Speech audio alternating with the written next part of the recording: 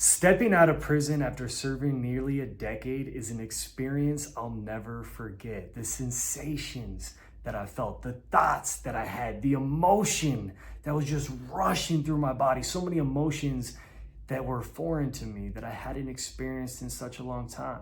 So if you're ever curious what somebody's first day out of prison looked like, you're in the right place. That's the topic for today. And I say first day for a very specific reason that I'll explain here shortly.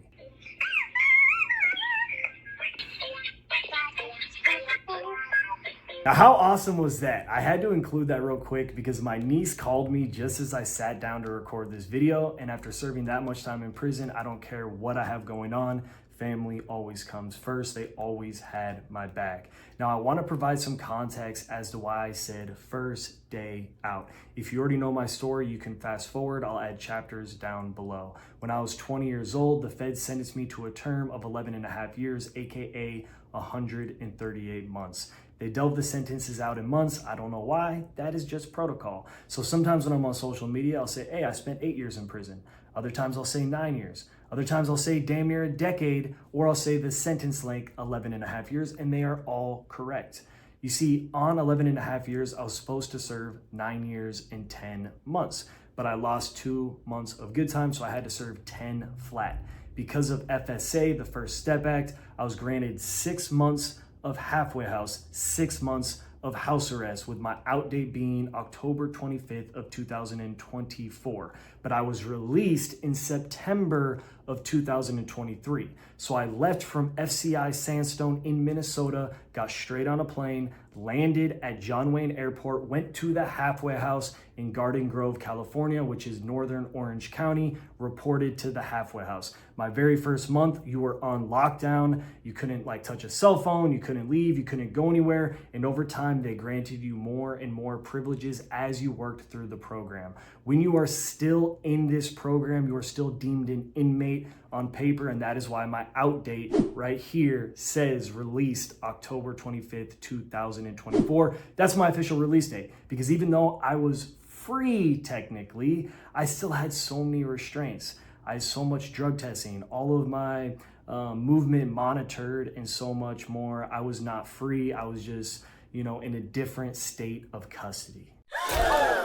Now, a lot of people have seen this video of me walking out of FCI Sandstone, so much so that this video has easily garnered almost 500 million views across social media platforms just on my own accounts. And every single day, people send me DMs of other people using that as stock footage in their prison-related content. That one video really changed my life in so many different ways. And I think why it resonated with so many people was the smile that you could see on my face, just the energy that exuded from my body. I was so stoked to be released from prison after serving 8 years behind the wall. But at that moment, I knew that I still had more time to serve. 6 months in the halfway house, 6 months on house arrest, and the house arrest wasn't guaranteed. So I told my dad prior to me being released that I wanted him to record this video for just my own keepsake, just to remember that moment so I would never forget that feeling, and as a reminder to never go back. So as you can imagine, as I was getting prepped to leave, you do not think it is real, because technically that isn't your out date. My out date wasn't until 2024, we were in 2023. And before you leave, you have to go through all these different separate rooms. They want to confirm your identity. They want to run different background checks to make sure you don't have any warrants in any other jurisdictions. Some people have been released from prison just to see the marshals, see the feds, see some other agency right there at the gate to take you to county jail and indict you on an entirely different case. So as the time is ticking, and that night before I was released, I did not sleep.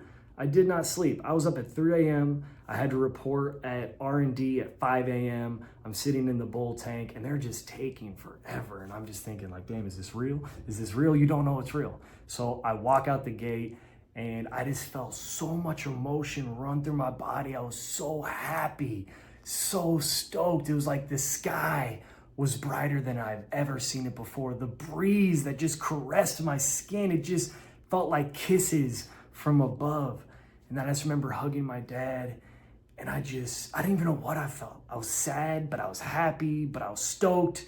Like I was just feeling every single emotion all at once. So I give him a hug, we get in the car, he hands me a cell phone, and I'm just starting to shake now. But I'm like, hey, I like that rock over there. Can we pull over? I would love to take a picture like this of me like waving my hands in the air outside of the prison. As we get out and we're taking this photo, one of the guards that was in one of the perimeter trucks, he pulls up and he's like, hey guys, you can't take a photo here. I said, come on, man. I just got released. Just let me take this one photo, then you'll never see me again. And he allowed me to take that photo. We took the photo, we got back in the rental car. My dad does not live in Minnesota, he lives in California. He flew all the way out to Minnesota for business and other things that he had going on. And then he just picked me up, and the goal was just to drop me off at the airport, and I would pretty much transport myself back to California. So I remember as we were leaving the prison, I started crying, and I didn't know what it was, right? Because despite what some people say, you know, some people, they do show emotion in prison. For me, I never wanted to see anybody. I didn't want anybody to see me cry. I didn't want anybody to see me have emotion, because oftentimes that's seemed and deemed as weakness. So I remember crying, I'm shaking a little bit, and I started to get all these intrusive thoughts like, damn, am I allowed to be here? Like, are they gonna grab me? Is this okay? Like, I just felt so wrong. Like, I felt like I was supposed to be ready back for count time. I was supposed to be back behind that wall. I wasn't supposed to be where I was at. And the very first place that we went, it's McDonald's. McDonald's. I'm loving it. It's McDonald's. What can I say? That was the very first restaurant that we went to. And believe it or not, it was actually really damn good. But my first thought was this. I left in my prison grays. Your family can send you the outfit that you want to be released in, but oftentimes they have to send it 30 days before your release. It might get a bunch of like wrinkles in it, and they might lose things, and they have strict guidelines on what they could send. I think it's only like 3 or 4 items. So you need to decide, do I want boxers and socks, pants and a shirt, or do I want a belt and a wallet and this? They're all individual items. So the goal was to change at the McDonald's, right? So I remember walking into the bathroom, and I'm just thinking, damn, this is the nicest bathroom that I've ever been in my entire life. The floors are marble. Like the sink, it's so clean. And then I opened up the stall, and I'm like, oh wow, look at the bathroom. So I locked the door and I changed into the clothes. And I'm gonna show the photo real quick of me at this McDonald's, right? So I cut out my dad from this photo because my dad does not like being on social media. But what's funny about this is that these clothes are extremely oversized. And the reason that they're oversized is because my dad asked me, what are your sizes? In prison, the prison uniform that I wore, the pants said 36 on them. I'm not a 36, I'm a 32 waist. So he said, really, you're 36? Like, are you sure? I'm like, yeah, my pants are 36. Then he asked for the shirt size. In prison, I wore like an XL. That was like the size of the shirt. So he got me an XL. So anyway, I was wearing this outfit. He got it all from Lululemon. You know, my dad's big into Lululemon, and the clothes, they felt really nice, but they were way too big. And that's because I based it on the janky ass prison clothes. So I quickly grabbed my food and we got in the car. Here's the thing. Essentially, when I was released from prison, I was put on what they call a furlough, right? I can't remember the exact time they gave me. I think it was around 8 hours. So I had 8 hours from the time that I walked out of prison to be at the halfway house in Garden Grove, California. I'm in a federal prison in Minnesota. I had one layover in Salt Lake City. So I had to fly from Minneapolis to Salt Lake City, land in California, get to the halfway house. So we're in the vehicle, I'm eating this food. It was a McMuffin and an orange juice. And I just remember thinking, damn, this bread, it's so soft, right? And then I take a bite and I'm like, oh my God, these eggs are so fluffy and tasty, because up until that point in time in federal prison, you only eat powdered eggs. Then I took a sip of the orange juice and I'm like, I haven't had orange juice in like 8 years. This is delicious. I took a bite of the hash brown. I'm like, oh my goodness. So I ate the meal, and we're getting closer and closer to downtown Minneapolis because we're headed to the airport, which I can't remember where the airport exactly is. But anyway, I kind of like dry my hands off with like the little napkins that they have in the bag. And then I said, okay, where's my boarding pass? And he's like, it's on your phone. So I remember grabbing the phone, and it's this phone right here, right? And I'm thinking, damn, well, how do I open it? There's no button, right? There's no button. How do I turn it on? He's like, oh, you swipe it. So I swipe it and I'm like, oh. And then my hand starts shaking again. And I'm thinking it's because in prison, you know, people have cell phones in prison. You're not supposed to have them. And when you have them, you know, you always got to watch out for the guard. So it's just, I'm just like, okay. Like, where's my boarding ticket? Is it in my email inbox? Like, where's it at? He's like, oh, it's in your wallet. My wallet? What do you mean, my wallet? So open up the wallet and let's see if I still have the exact plane ticket. Yep, September 27th, 2023, boarding at 10:20 a.m., gate F6, main 1 in Minneapolis, St. Paul from Delta. I mean, that is pretty cool that Apple Wallet saves that. I had no idea. So I pull up to the airport. I'm already late on time. My flight is about to take off in 45 minutes. I quickly give my dad a hug. I was so grateful that he picked me up, that he took the time out of his day to pick his son out of prison. And it's just like, to this day, I just get so sad, so grateful, so everything that he took the time out of his day to pick me up. And it just meant so much to me, man, because a lot of people don't have family to support them like I did for all those years. So I hugged him, said, you know, see you soon. And I walk into security. So I'm walking through security, I'm waiting in the line, and it comes my turn to talk to the lady at TSA. So she says, can I see your ID? So I hand her my ID, and it was my prison ID. She looks at it real quick, looks at me, no, I need your driver's license. Like, this was before real ID was mandated. I said, excuse me, ma'am. I kind of leaned in closely. I said, ma'am, I just got released from prison. This is the only ID that I have, but I have to get back to California. And she paused, and I'll never forget this woman. I wish she had a name tag. I wish I remembered her name. This really kind, gregarious, beautiful Black woman. And she paused, she looked at me, and there was like a little crowd behind me, a little line. She said, hey, everybody listen up. Mr. Booker right here was just released from prison. Let's welcome him back to the real world. Everybody give him a round of applause, and everybody's clapping for me. And you'd think I'd be embarrassed, but I loved it. I felt loved. I felt like accepted.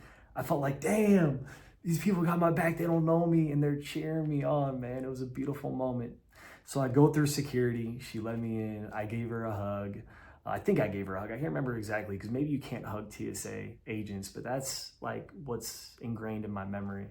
So I'm going through security. You know, you have to take off your belt. Well, the pants, my friend, are way too big. So they're like falling down. So I'm like holding my pants up. I got my phone. I don't even know what to do with this thing, right? And I get my bags, and then I grab all my bags. I rush off into the corner, and then I'm putting it on. And then I have these AirPods, but I don't even know how AirPods work. So I just put them in my pocket, shove my phone in my pocket, and I hit the corner. And right as I hit the corner, there was this woman on the piano and a guy playing the violin. And for some reason, I don't know why, in the Minneapolis airport, they're playing classical music. And it was the most beautiful music I've ever heard in my life. It brought more tears. Like, I cried again, right? And I'm just thinking, wow, like, God, you are so good. Like, I am worthy of a second chance. Like, just sharing this to you guys, it does.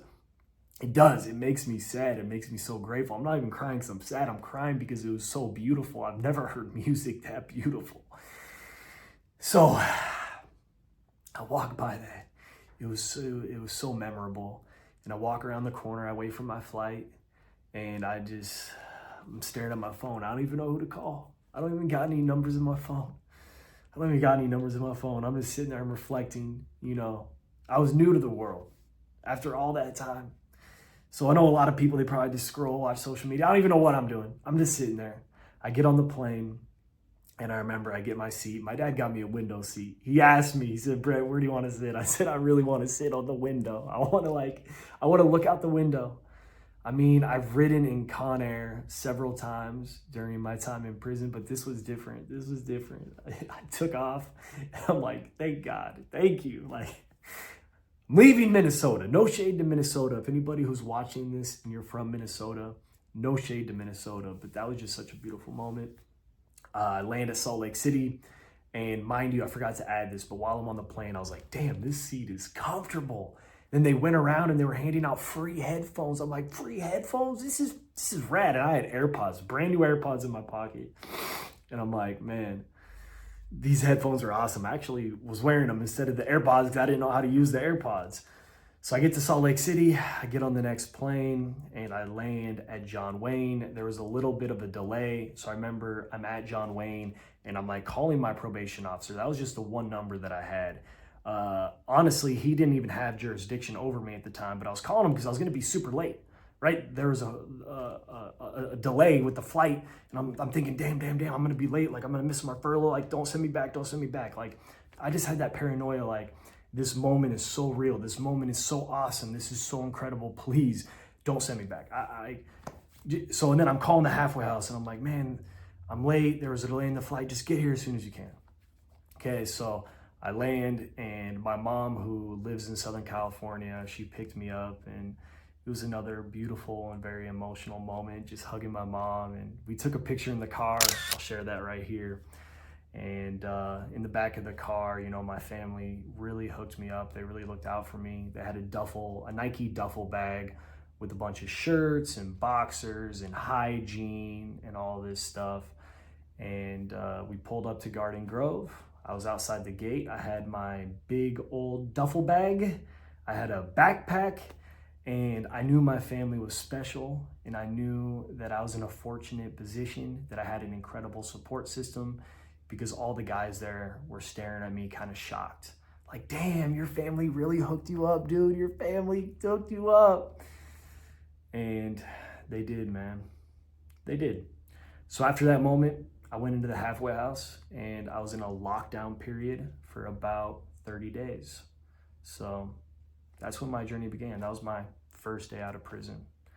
I'll never forget those first 30 days, man, first 60 days, first 90 days, even up till today.